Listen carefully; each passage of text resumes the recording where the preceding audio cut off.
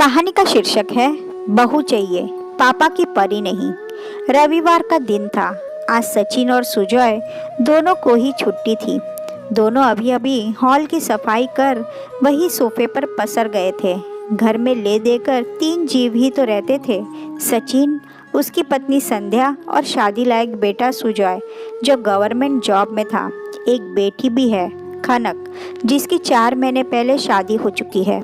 फिलहाल वो अपने ससुराल में है, काम वाली छुट्टी पर है, इसलिए सचिन और सुजय संध्या की मदद कर रहे हैं। संध्या रसोई में काम में लगी है, इसलिए सचिन और सुजय ने मिलकर साफ सफाई का जिम्मा उठा लिया। इधर संध्या रसोई में फटाफट नाश्ता तैयार कर रही थी। सुबह के 10 बज चुके थे। नाश्ता तैयार कर प्लेट में लगाकर संध्या बाहर लेकर आई। अभी तीनों मिलकर नाश्ता करने ही बैठे थे कि इतने में बेटी खनक अकेले ही घर पर आ गई। उसे इस तरह अकेले देखकर जहाँ सचिन बहुत खुश हुआ, वहीं संध्या का दिमाग ठनक गया। अरे बेटा, तू इस समय अचानक अकेले ही आई है, अक्षय जी नहीं आए? संध्या जी ने पूछा तो खनक बिफर पड़ी। क्या मम्मी, मैं अपने घर नहीं आ सकती? ये मेरा घर नहीं है क्या? और ज़रूरी है क्या मैं किसी के साथ ही आऊँ? अकेले भी तो आ सकती हूँ। उसकी बात सुनकर सचिन ने कहा, क्या संध्या, तुम भी? बेटी आई उसकी तो खुशी हो नहीं रही है, उल्टे 10 सवाल पूछे जा रही हो। ज़रा फटाफट से बेटी के लिए भी नाश्ता लेकर आओ। फिर खनक से, आ बेटा, बैठ तू मेरे पास, आज हम मिलकर नाश्ता करेंगे। सचिन की बात सुनकर संध्या रसोई में नाश्ता लेने गई। नाश्ते की प्लेट लगाते लगाते उसके दिमाग में कई सवाल चल रहे थे। बेटी की शादी 4 महीने पहले ही हुई है। अब तक कितनी बार तो घर पर आ चुकी है, पर इस पिता के दिमाग में तो यह चीज़ बैठती नहीं। हर बार किसी न किसी छोटी मोटी बात पर लड़ झगड़ कर आ जाती है और सचिन हर बार अपनी बेटी का सपोर्ट करता है।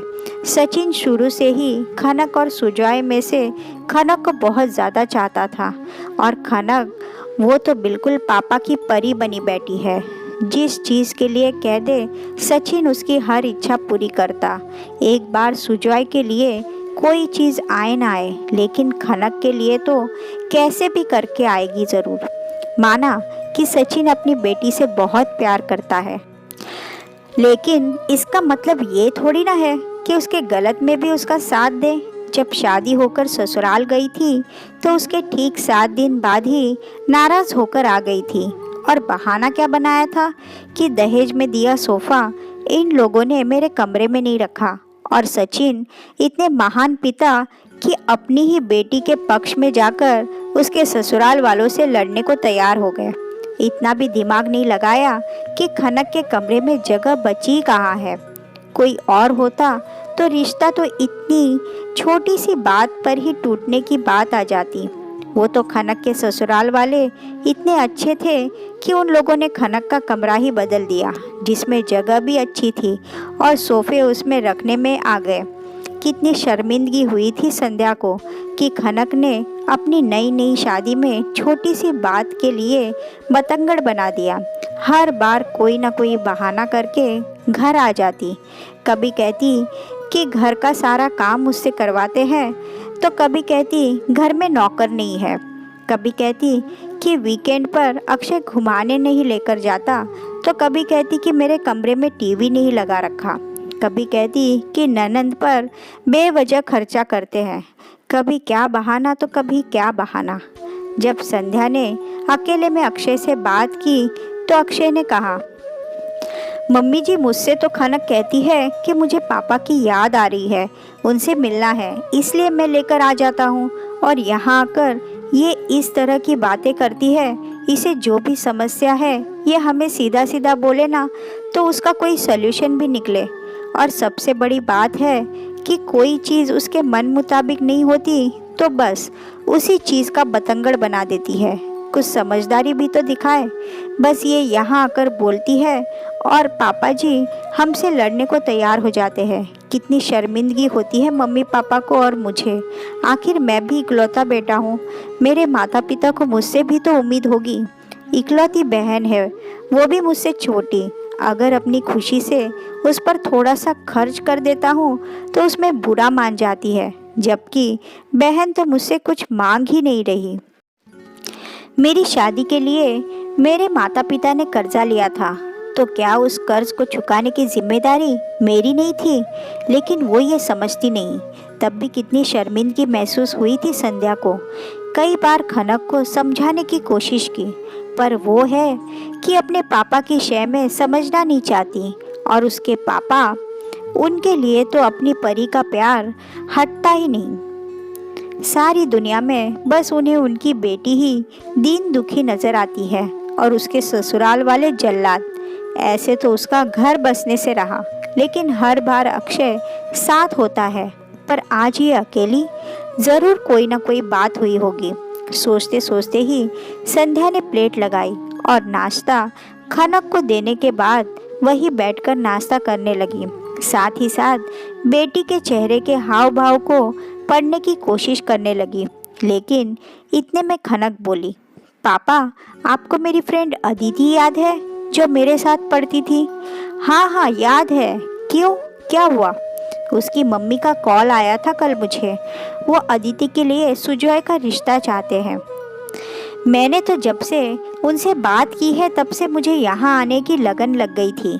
अक्षय तो शाम के लिए बोल रहे थे, पर मैं तो अकेले ही चली आई।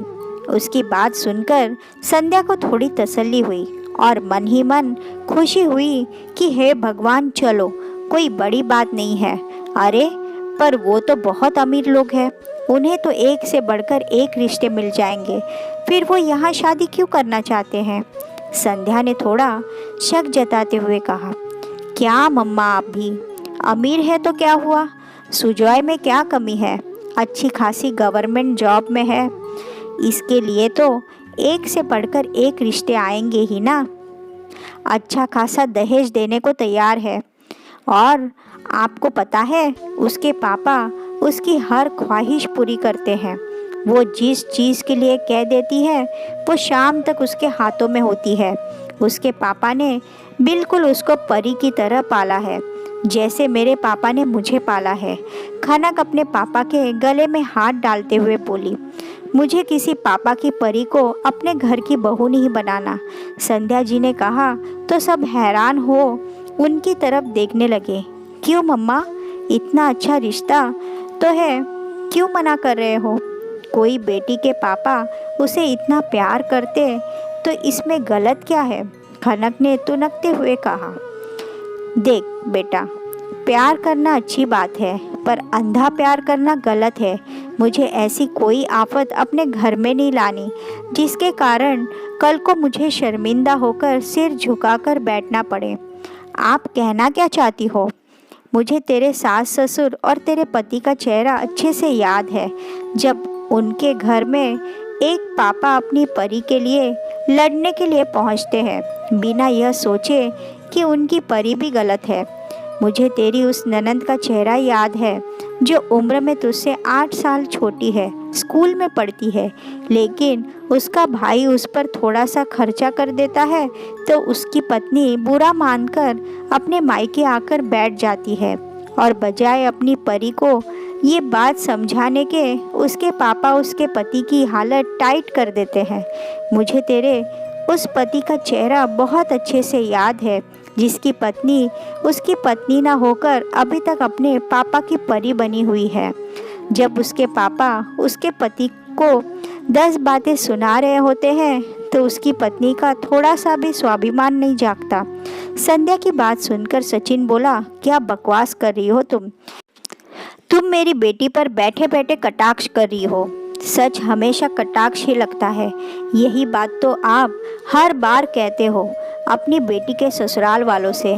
इससे पहले कि सचिन या खनक कुछ कहते, सुजॉय ने कहा, हाँ, मुझे भी पापा की परी नहीं चाहिए। मुझे ऐसी पत्नी चाहिए जो मेरे कदम से कदम मिलाकर चल सके, मेरे घर को अपना घर समझ सके, मेरे मम्मी पापा को अपने मम्मी पापा समझ सके। इस तरह की बार बार की टेंशन तो मुझे भी नहीं चाहिए। एक तो मेरी बेटी तुम्हारे लिए रिश्ता ढूंढ कर लाई है, और ऊपर से तुम। जाने दीजिए पापा, सही तो कह रही है मम्मी और सुजॉय। मैंने ही आपके प्यार का कुछ ज़रूरत से ज़्यादा इस्तेमाल किया है। कभी अपने ससुराल वालों को अपना समझा ही नहीं। पर मम्मी प्लीज़ मुझे माफ़ कर दो, मैं कोशिश करूँगी बदलने की। संध्या ने खनक की बात सुनकर उसे गले लगा लिया।